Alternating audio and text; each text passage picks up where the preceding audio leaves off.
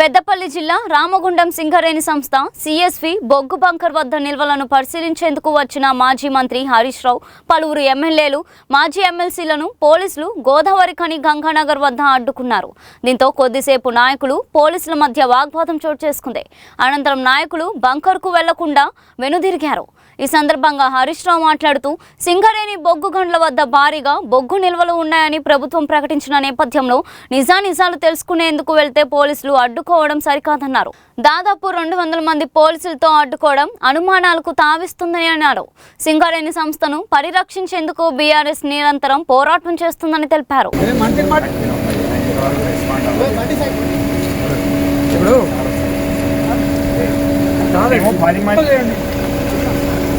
అంతా బరాబర్ ఉంటే అటు చూడడానికి ఏమవుతుంది? ఏం తప్పేముందో చూడడానికి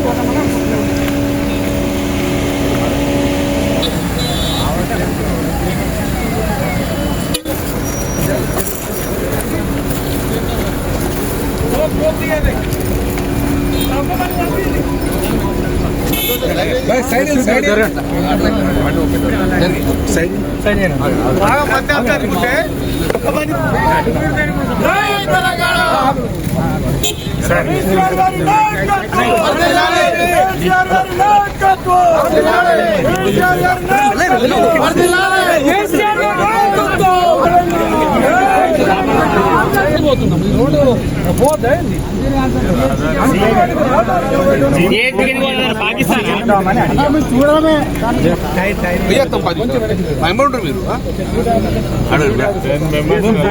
ఒక పెళ్ళి కూడా పట్టుకోపోవు. నిషేధిత మనం మామూలు రహదారి ఇంకొంచెం ముందు పోతే వస్తుంది అన్న వాళ్ళు. నమస్తే బాబు, మేము అందరం కార్మికులు ఉన్నారు, ఎమ్మెల్యేలు బొగ్గు ఉన్నదా లేదా మీరు ఉన్నదని చెప్తున్నారు. అక్కడ లేదు, మేము పోయి చూడదలుచుకున్నాం. 7 మిలియన్ బాబు, 7 లక్షల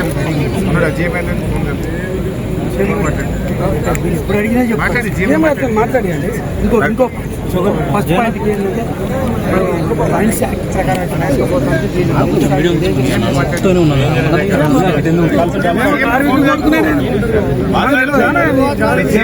మాట్లాడతా బాబు, ఫోన్ కలుపు. రోడ్డు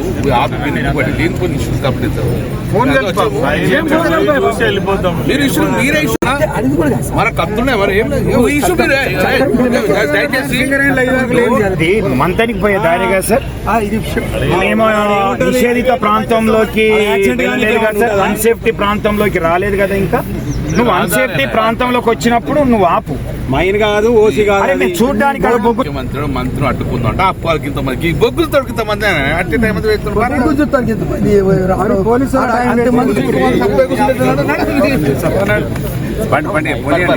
మమ్మల్ని ముడియండి.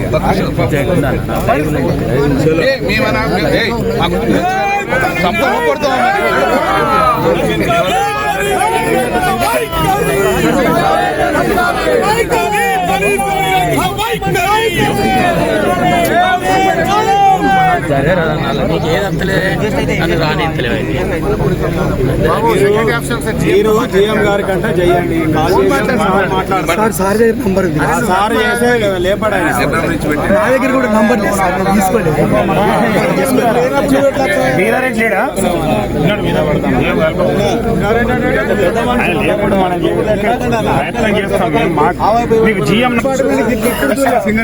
ఇంత దరిద్ర అఫ్సర్ గారు, నిజంగా బొగ్గు ఉంటే మీరు మమ్మల్ని ఆపరు. బొగ్గు లేదు మాయనే కనుకనే మమ్మల్ని చెప్పగానే చెప్పినట్టు బొగ్గు లేదా, బొగ్గాడు ఉంటే మమ్మల్ని పంపించాలి కదా. బొగ్గు మాయమైంది, బొగ్గు నిల్వలు మీరు చెప్పినంత అక్కడ లేవు, అందువల్ల మీరు మమ్మల్ని ఆపుతున్నారు పోలీసులు అడ్డం పెట్టుకొని. నిజంగా మీకు ట్రాన్స్పరెంట్ ఉంటే అక్కడ బొగ్గు నిల్వలు ఉండుంటే 200 మంది పోలీసు వాళ్ళని పెట్టి మమ్మల్ని ఆపాల్సిన అవసరం. రొటేషన్ ఎప్పుడు పోతుంటుంది కరెక్టే. అక్కడ 7 లక్షల మెట్రిక్ టన్నులు ఉండాలి, 50,000 లేదు. నిన్న మా కార్మికులు పోయి నాకు ఫోన్ చేసిండ్రు, 50,000 కూడా లేదన్నా. కంప్యూటర్లో మాత్రం సిస్టమ్ మీద ఏదో RG1లో ఉన్నట్టు రాసింది. కానీ నిజంగా 50,000 లేదు. మరి మిగతా 6 లక్షలు ఏమైంది అన్నదే ప్రజలకు తెలవాల్సిన అవసరం ఉంది. కార్మికుల పక్షాన ప్రజల పక్షాన మేము అడుగుతున్నాం. మీరు సమాధానం లేదు. చూడడానికి వెళ్తాం. నిజంగా 6 లక్షలు ఉందా? నిన్న సింగరేణి ఒక స్టేట్మెంట్ ఇచ్చింది, 26 లక్షలు స్టాక్ ఉంది అన్నారు. 26 లక్షల్లో భాగంగా RG1లో 5 లక్షలు 6 లక్షలు ఉండాలి కదా. మరి 5 లక్షలు ఉందా? అక్కడ చూపియండి. 5 లక్షలు ఉంటే చూపియండి. లేదు, అక్కడ లేదు కనుకనే పోలీసులు పెట్టి సరే మీరు ఆపినంత మాత్రాన పోలీసులు పెట్టి నిజాన్ని అయితే దాచలేరు.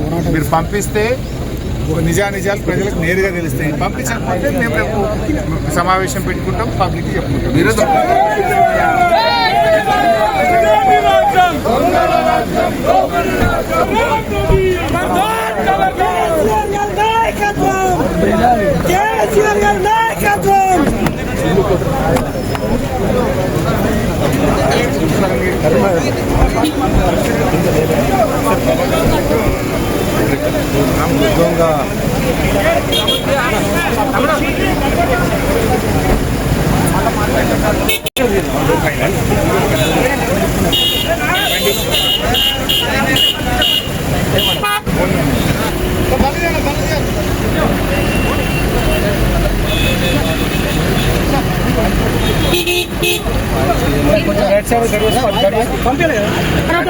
రికార్డ్ చేసుకున్నారు కదా.